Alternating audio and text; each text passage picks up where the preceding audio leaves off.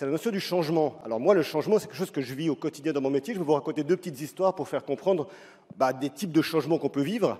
Par exemple, là, on est en cordillère de Darwin, c'est au sud de l'Amérique du Sud, à côté du Cap Horn. C'est la chaîne de montagne la plus versatile de la planète. Et en 2001, quand je la vois pour la première fois, elle est majoritairement inexplorée.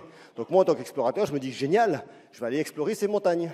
Et je regarde l'histoire, il y a 60 expéditions qui sont parties dans ces montagnes, aucune n'a réussi à les traverser. Je me dis, moi, on va y arriver. Donc je réunis une petite équipe, on commence à explorer ces montagnes, on avance, on est plutôt des bons alpinistes à l'époque, et on se chope un soir une super tempête. Belle tempête, 200 km/h de vent.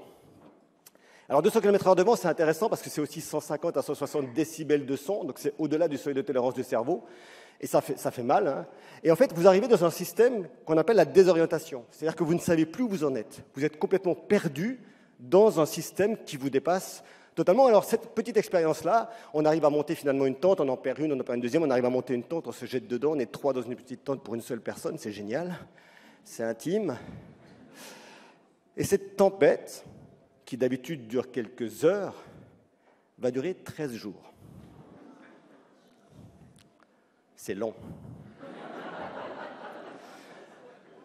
Et ce qui est intéressant, ce n'est pas tellement les 13 jours, c'est la petite tente dans laquelle il y a 3 personnes, où si une personne veut bouger, les 2 autres bougent avec, et où on ne peut pas sortir un seul instant, même pas une seconde. Donc tout se fait dans cet espace, ce huis clos, où on attend Godot qui est à la fin de la tempête et qui n'arrive jamais.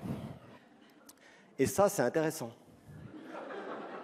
Alors, si vous voulez faire le test, vous prenez 2 amis, un petit KGB, hop, vous vous mettez dedans, mettez 150 décibels, puis vous essayez, vous allez voir, ça crée quelque chose. Je ne sais pas quoi.